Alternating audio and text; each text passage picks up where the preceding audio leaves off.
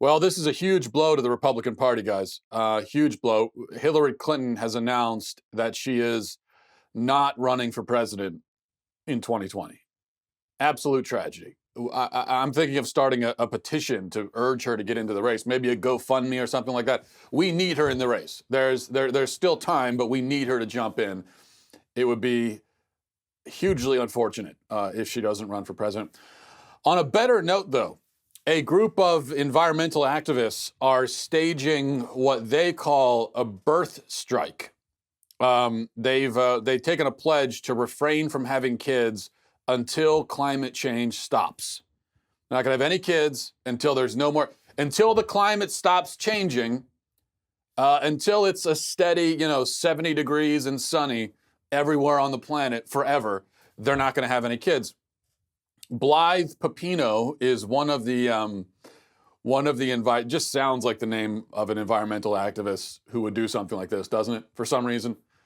Blythe Pepino says that she told BBC News, she says, the natural world is collapsing around us, and that's actually happening right now. And so I'm so disappointed by the response by our authorities to this crisis and so freaked out by it, everything I've read, that I've basically last year I came to the decision that I couldn't bring a child into that.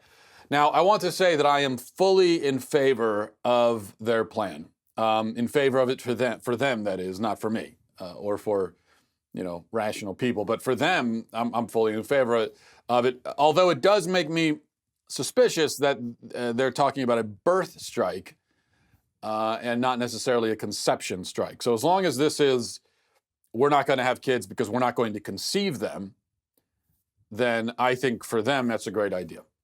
If it's we're not going to have kids because we're going to kill them in the womb, then I think that it's, of course, horrible.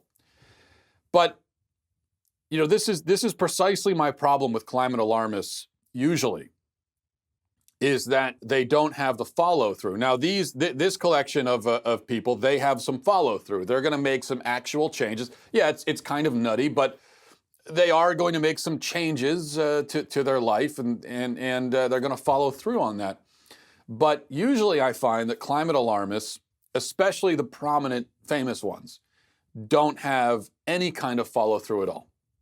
They make these dramatic declarations about the end of the world, but then they provide very little evidence through their actions that they actually believe anything that they're saying. So Exhibit A would be AOC, Alexandria Ocasio-Cortez, according to the New York Post, is leaving an enormously large carbon footprint herself, even as she warns that the world is coming to an end because of our collective carbon footprint. So reading a little bit from the Post report, it says, since declaring her candidacy in May 2017, Ocasio-Cortez's campaign heavily relied on those combustion engine cars, even though a subway station was just 138 feet from her campaign office. She listed 1,049 transactions for Uber, Lyft, Juno, and other car services, federal filings show. This is, I mean, think of how much she's contributed to the end of the world with those 1,049 transactions. Think about how many polar bears this woman has drowned by these Uber rides. I mean, just think about it. Think of all the penguins that are drowning as well. The campaign had 505 Uber expenses alone. In all, Ocasio-Cortez spent $29,365.70 on those emissions-spewing vehicles, along with cars and van rentals, even though her Queens headquarters was a 1-minute walk to the 7 train. The campaign shelled out only $8,335.41 on 52 MetroCard transactions. The article goes on, her campaign embraced the friendly skies, logging 66 airline transactions costing over $25,000 during the campaign season. I mean, just one of those trips on an airplane probably murdered 47 polar bears, just one of them. Now you multiply that by 6, she just wiped out probably half of the polar bear population. The Democratic firebrand or her staff took Amtrak far less, only 18 times. Most of the flights came after her primary win. It talks about more, times when she was taking SUVs and so on. And then it does get it gets a little, a little too strict, I think, later on in the article. It says, in a February 24th Instagram video filmed in her kitchen, Ocasio-Cortez railed against plastic grocery bags, then appeared to toss 2 of the sacks, which can be recycled, into the trash. It drives me crazy, she said of plastic bags. I wish they didn't exist. In the video, Ocasio-Cortez peeled a sweet potato while calling for a universal sense of urgency to save the earth. But she discarded the vegetable scraps into the same receptacle that she just used for the plastic bags rather than setting the food waste aside for the compost. No, that's a legitimate criticism too, because look, if you think the world is coming to an end because of this stuff, wouldn't you be making dramatic changes in your own life? Now, AOC has dismissed these criticisms. She's tried to make a joke out of them. But there is something really important here. And it's important because it's part of a larger pattern. And that larger pattern is big name climate activists that appear to show no personal urgency about the issue themselves. Climate warriors who, by their own actions, do not seem to mean what they say. And this, I think, is relevant and important to notice and discuss. It would be one thing if all of these planeteers, Cortez and Gore and all the rest of them, were out in the woods doing this. I want to mourn the loss of all the old growth trees I've seen, and tell them that we love them and that we don't want them to die, that there are some people here who do care. So I want you to know that, trees, that we care. I think we are deeply hurting in America. I think we are deeply craving answers. I think that we've lost our identity as we have evolved into technology and into industrialized society. Bring me to this cathedral. Bring me to those guys. Bring me to this rock that has the most incredible life. That makes me feel alive. I've looked at clear cuts and burnt forest, and I've felt outraged, but I didn't scream and I didn't cry. And I need to.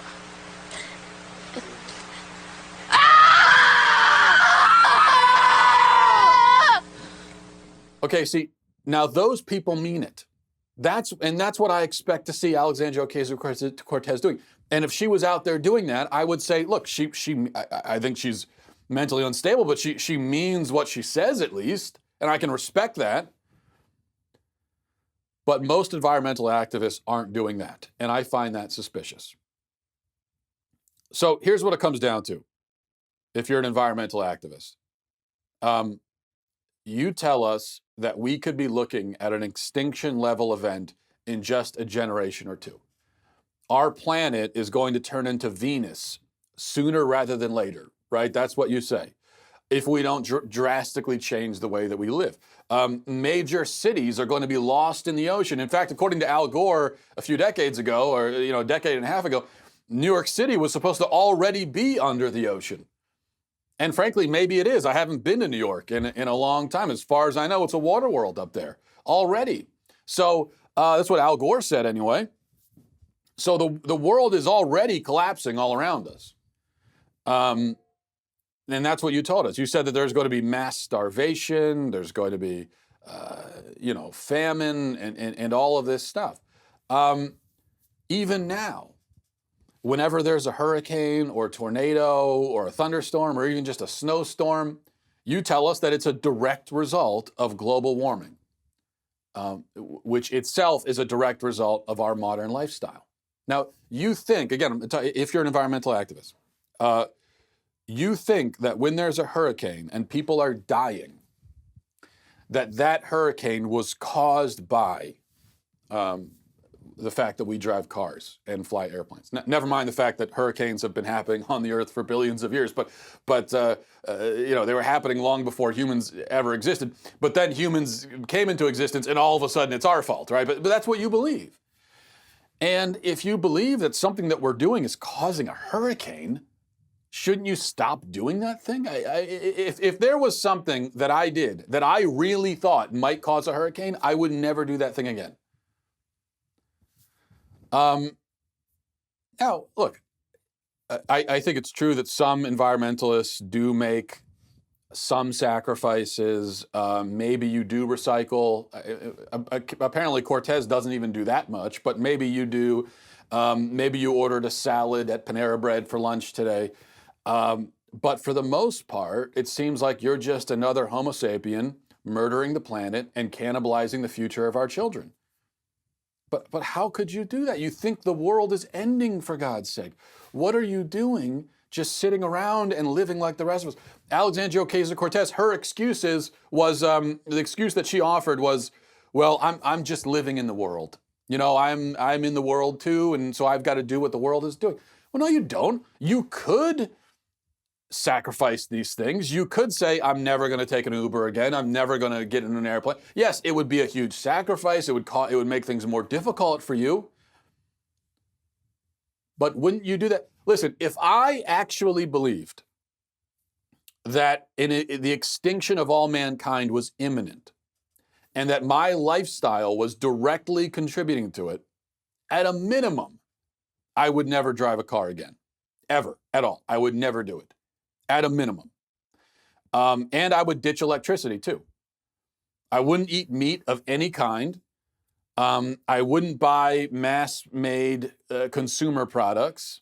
I wouldn't give my money to companies that sell items that were made in factories with big giant smokestacks, because those smokestacks are literally killing people, according to you. And if I believe the same thing, I wouldn't do that. How could I? I mean, how could I continue on as normal? What kind of monster would I have to be? Basically, if I were you, I would live like Mowgli in the jungle. I would befriend a group of wolves, and I would just live in the jungle. That's what I would do, because lives are at stake. If I believed what Alexandria Ocasio-Cortez believed, then I would have to come to the conclusion that it is objectively immoral to ride in a car. Because there's just no, if this is contributing to the end of the world within 12 years, there is no way to justify ever doing it, ever. So look at the Amish.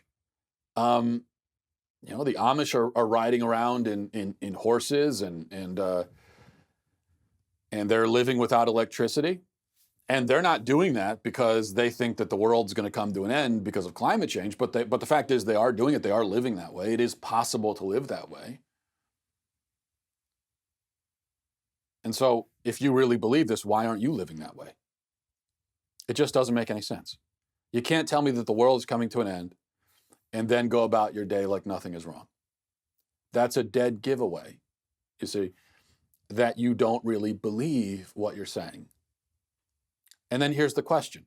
If I look around and I notice that the prominent mouthpieces of this movement, and in fact, almost everybody in the movement, doesn't really believe the story that they're telling, then why should I believe it? Now, their hypocrisy doesn't prove that they're wrong.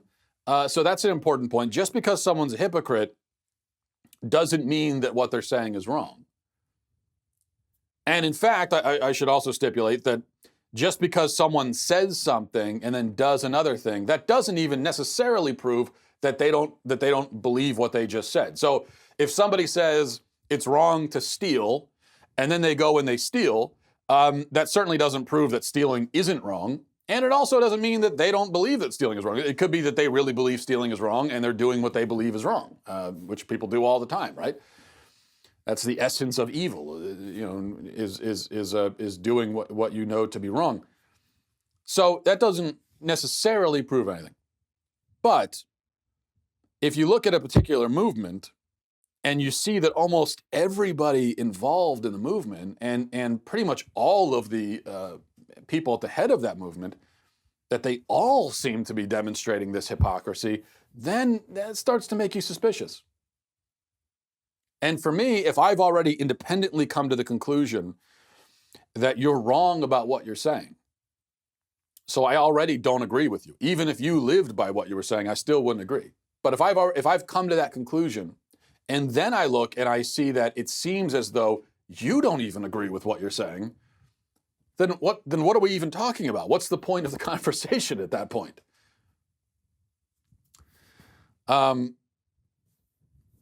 I guess if you're an environmentalist, go and make some drastic changes to the way that you live, which you are morally obligated to. I'm not morally obligated because I don't believe that. If you think that this is ushering in the end of the world, you are morally obligated. Not me, you.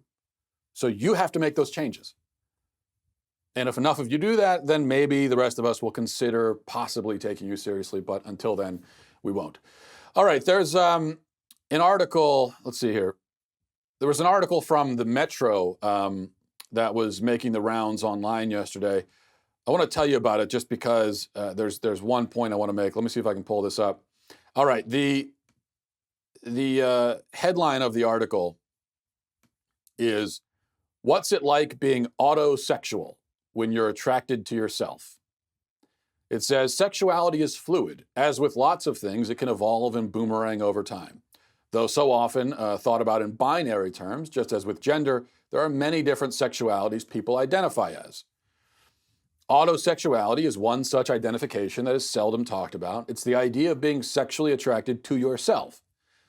And you can also come with being autoromantic, experiencing the relationship with yourself as romantic.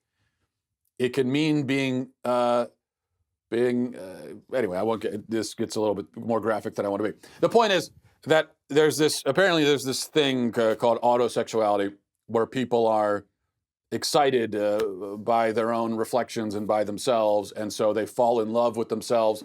There's a woman, I think it's a woman, Gia Vitali, is autosexual and autoromantic. Okay, so autosexual and autoromantic are apparently two different things. Okay, and she got engaged to marry herself after proposing to herself in March of 2017. And now, here's,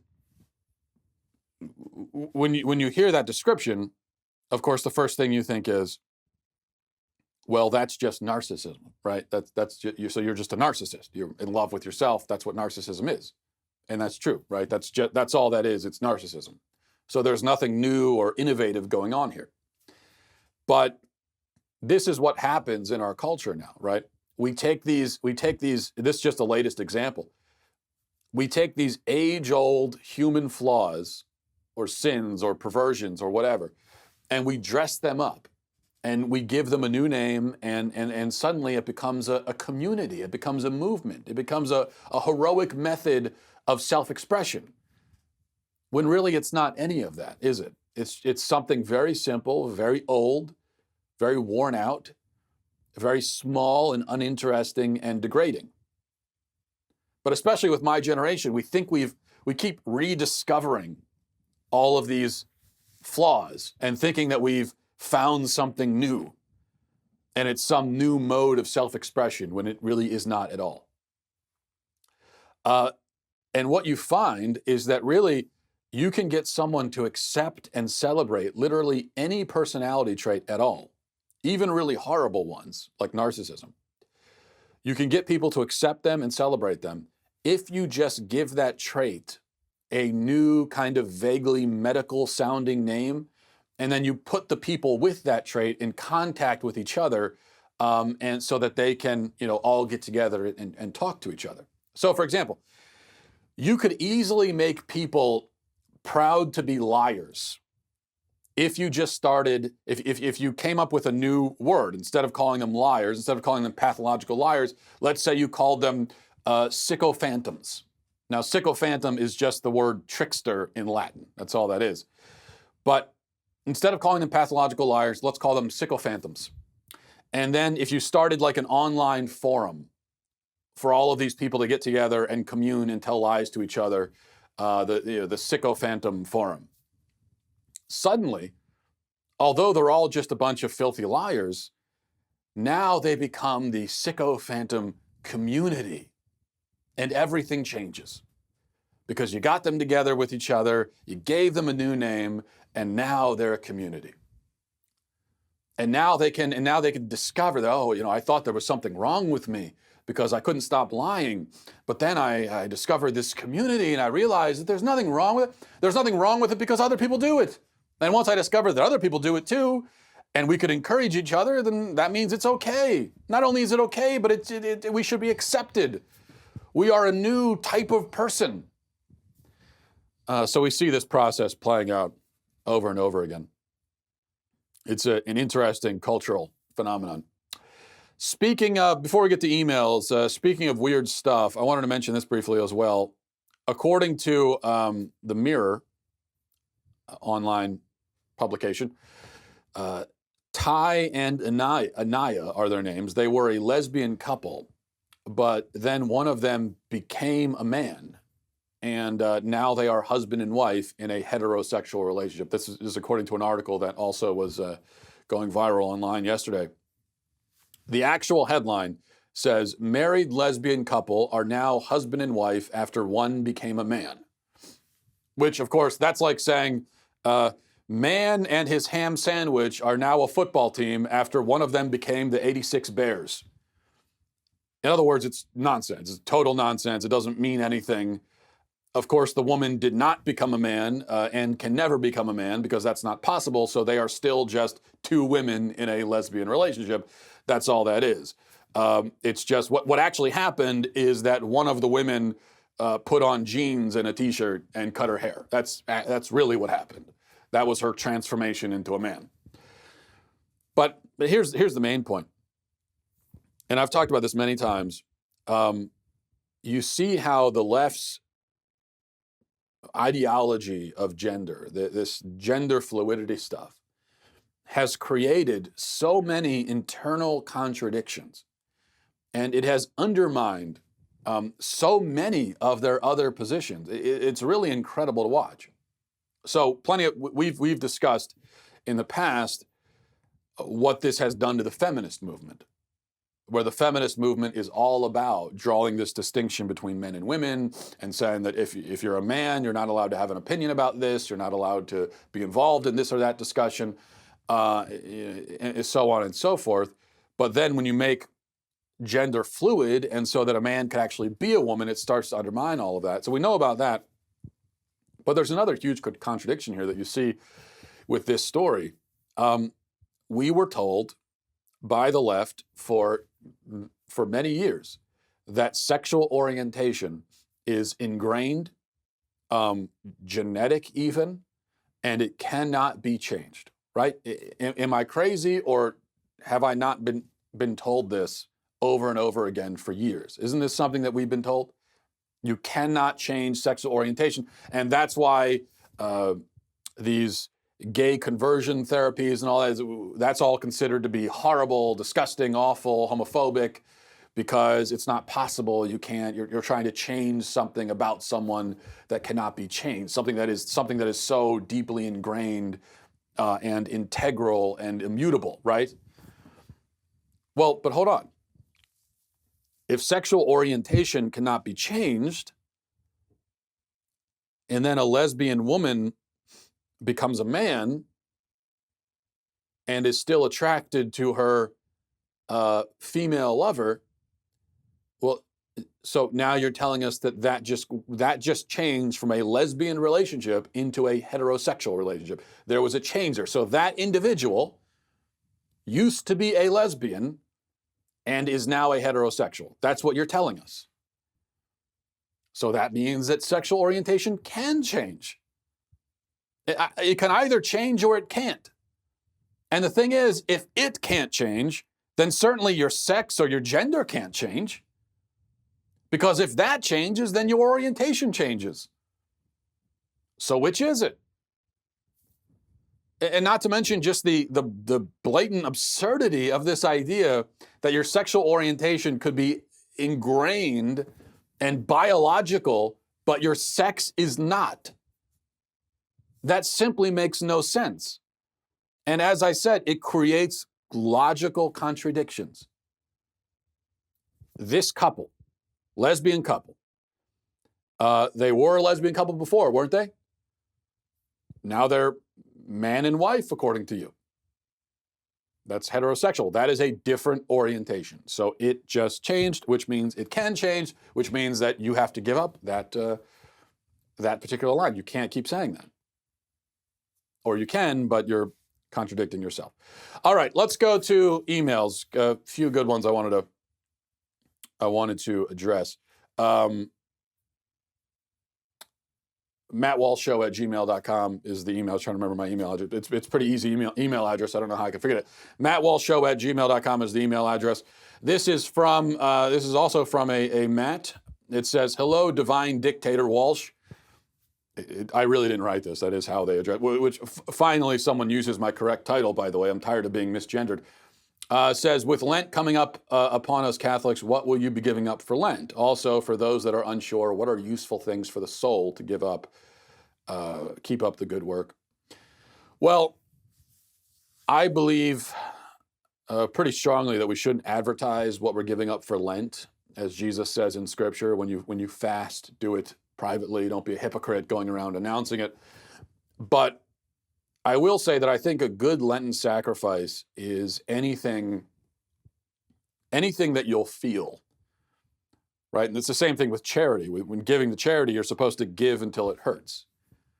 If what you're giving to charity, you hardly even notice that you're giving it because it doesn't affect your lifestyle at all, then you're probably not giving enough. And I think it's the same thing with a Lenten sacrifice.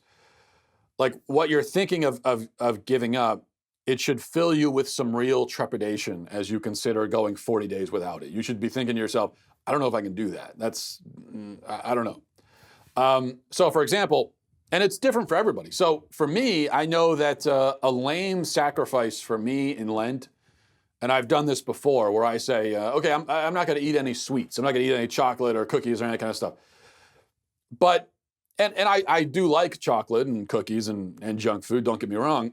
But I can already go 5 or 6 days without even really having any real craving for that. It's not a big deal for me to not eat that stuff.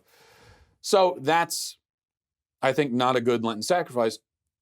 I think it needs to be something that I rely on a little bit more. But it also shouldn't be something that is itself bad or immoral. Because if it's bad or immoral, then you should just be giving it up anyway, permanently. Not as part of a Lenten sacrifice. So I think the sweet spot here, no pun intended, is something otherwise good or neutral that you normally would enjoy on a daily basis. I think that's what it's got to be.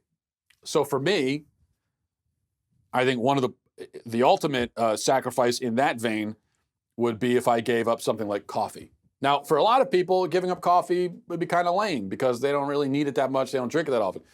But I drink coffee all the time. I love coffee. I depend on it, especially in the morning. And so for me to give it up, that would be very, very difficult.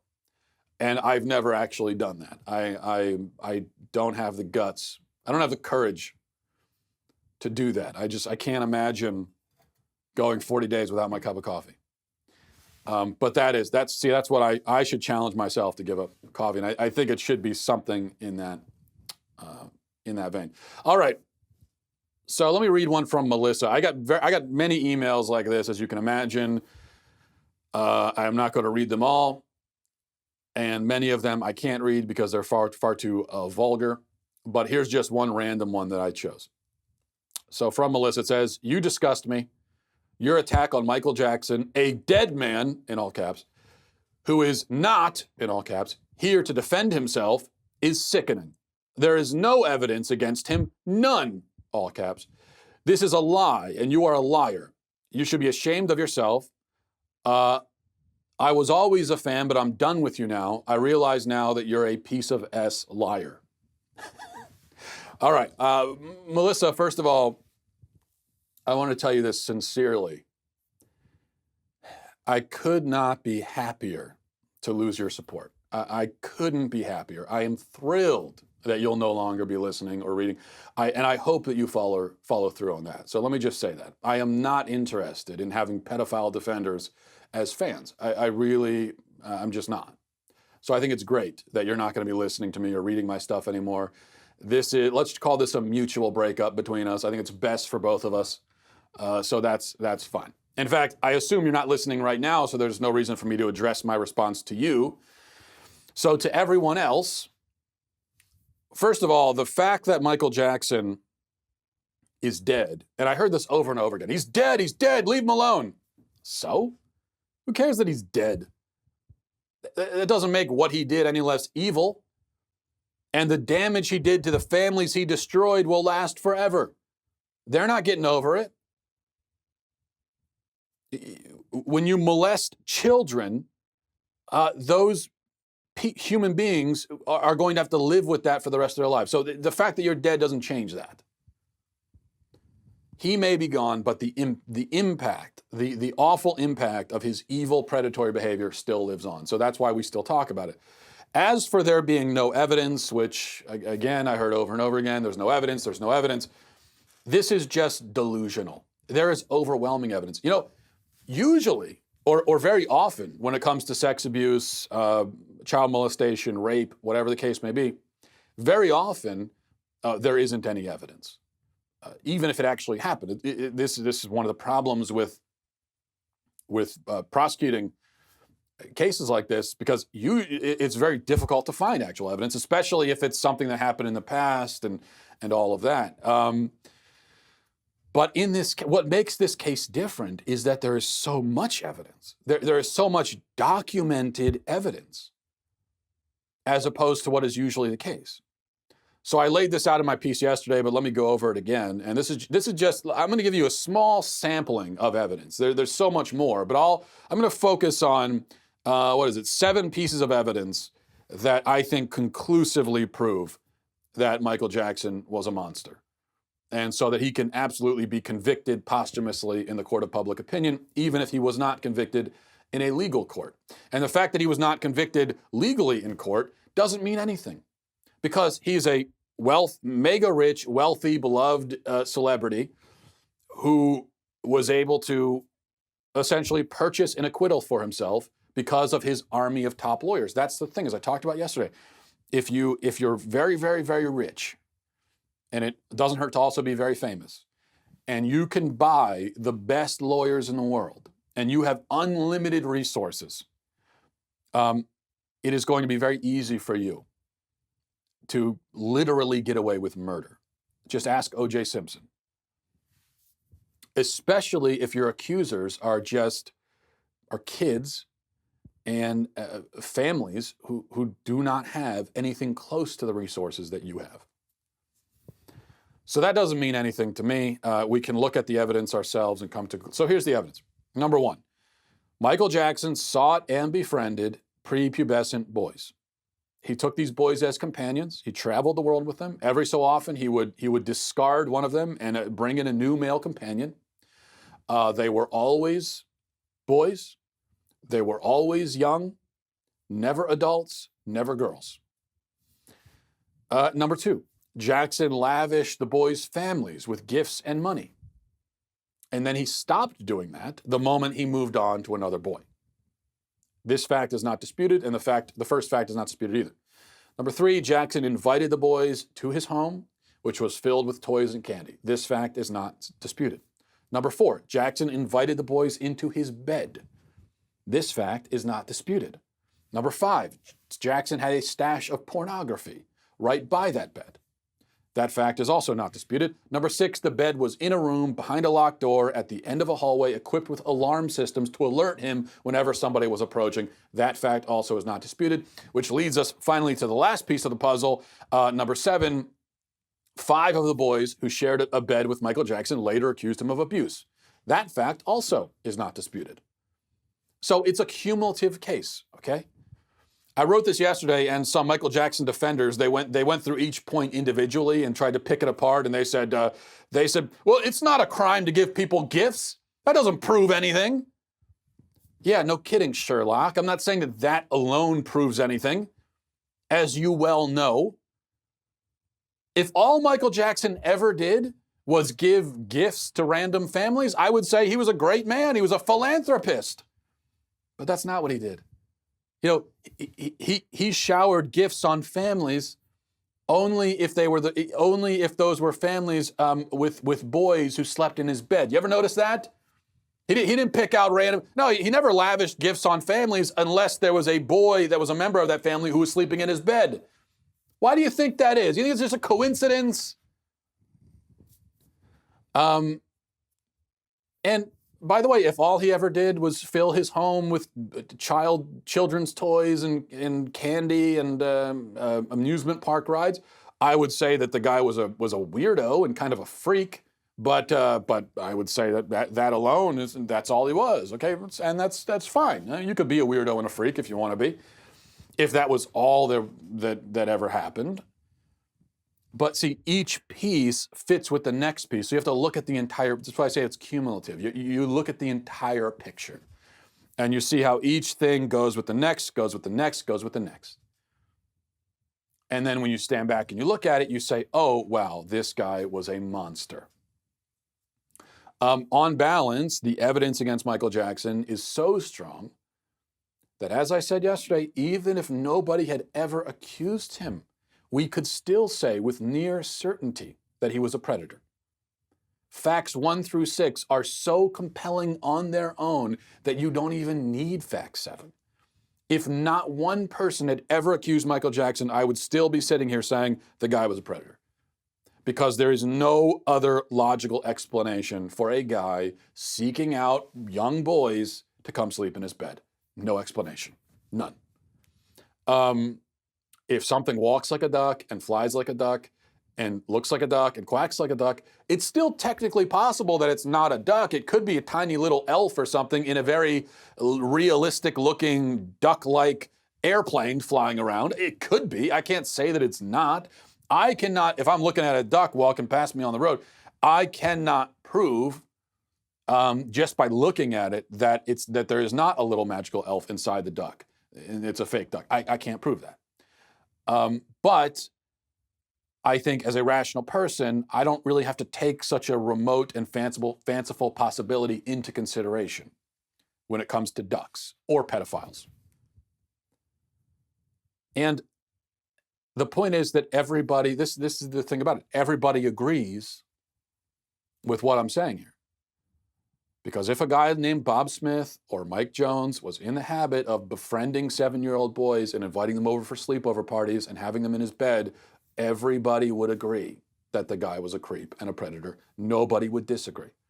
Only in Michael Jackson's case do we somehow give him the benefit of the doubt because he was a good singer and a good dancer. But the problem is that being a good singer and dancer does not at all indicate that you are not a pedophile. Doesn't mean that you are, obviously, but it doesn't mean that you're not. It's not a factor you can take it. If you love his music, that just simply is not something you can take into consideration. It's got nothing to do with this. And I concede he was very. I think his songs are a little overrated, but he was gifted in both areas. But he was also a godforsaken monster. This is just a simple. Logic here, and this is the way logic works, because the other thing people said to me, people that were a little bit less, maybe not Michael Jackson cultists, but still were, I think sympathetic to Michael Jackson.